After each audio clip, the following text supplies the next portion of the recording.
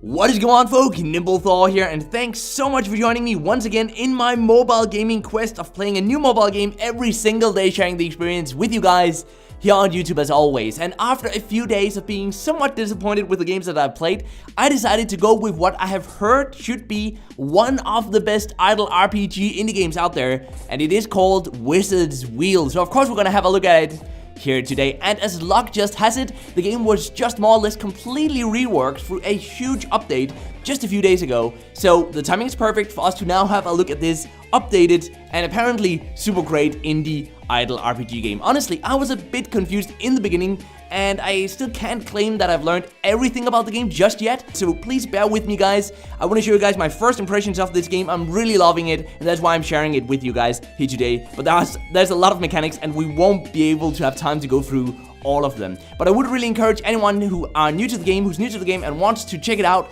to go have a look at the game's subreddit for a few beginner tips. I certainly learned a lot over there, so definitely do that if you do want to check it out for yourselves. Now, the core game is of course an idle RPG game, meaning that the battles, such as for example this one right here, actually takes place automatically, and it even happens, well, not this exact battle here, but the battles even happen when we're not playing. That's sort of the idle part, right? So when you launch up the game, it's all about figuring out what to upgrade, which new heroes to potentially hire, which new items to equip, upgrade, or which bosses to fight, or which sort of special levels to fight, such as, for example, the one we went into right now, right here. So the equipment that I've got on my characters, because we can have a look at that, I think, while the battle still takes place, can't we? No, we might actually not be able to do that. So we have to wait till this battle is over, but I'm just gonna wait a few minutes and then we'll continue the video here, because I want to show you guys some really awesome stuff about the AI in this game. Obviously the AI that controls these battles, because it's really, really great. So I'll be back in, well, for you guys, it's only 1 second.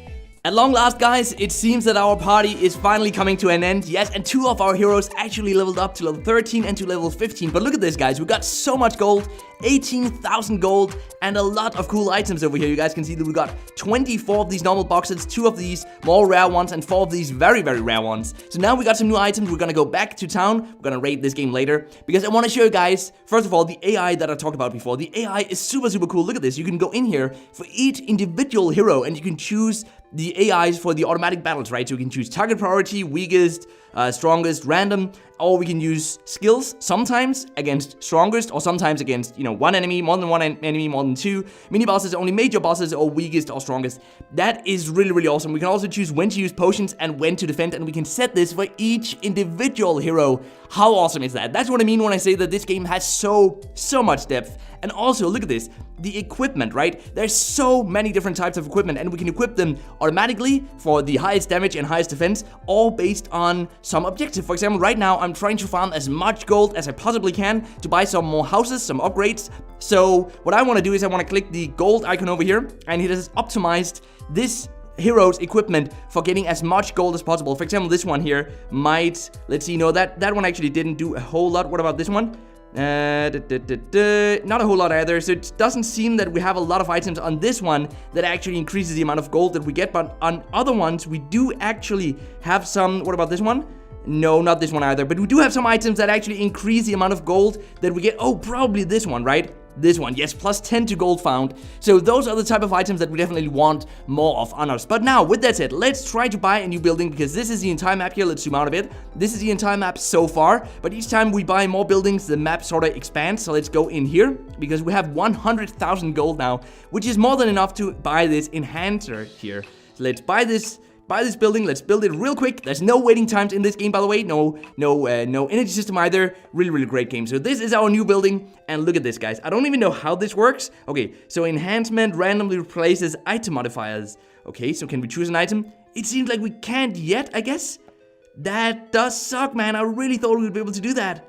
Oh well, I guess I'll have to go to the subreddit. This is where I encourage you guys to go look at the subreddit to see how we actually enhance items. But that is how you buy buildings, and you buy these different buildings. We have a blacksmith, we have a potion merchant where we can buy potions. We have lots of cool stuff, an armor shop. We got a blacksmith over here where we can actually upgrade our items. So for example, this Midas spear over here, Midas spear, we can upgrade that for 3,500. Now it is +1 instead. Lots of cool stuff. So much stuff. I really enjoy it. But honestly, honestly though, I was actually a bit turned off by this complexity, and I gotta say, the art style as well in the beginning, but the more time I spent with the game, the more and more I just fell in love with it, also because I started to understand the beauty of this insane complexity and the amount of depth in this game. So that's really, really cool. Lastly, the only thing we haven't touched upon yet is, of course, the monetization. And the monetization is super, super laid back. There are no in-app purchases that are being pushed. Yes, there are in-app purchases. You can buy them here. You can see for up to $10 US. It's the very most expensive one, and they go down to what $1 US for the least expensive one. But they're not pushed in any way. Of course, we'll also get an opportunity to watch an ad after each battle to get 50% more gold. But again, it's not being pushed. I would do it if I get a lot of gold in a run, but otherwise I'll just skip it for now. But it's nice that they are incentivized, so you do get the option to choose whether or not you want to watch them or not. But what do you guys think about this game? Do you agree or disagree with my views on it? Do you think it's lame? Is it too complex? Is it an awesome indie game? Let me know down in the comment section down below. And with that said, thank you so much for sticking around till the end of this video. If you liked it, be sure to share this video with one of your friends so we can keep growing this awesome community of people who just love mobile games. And until next time, guys, just keep gaming, stay awesome, and I will see you guys around.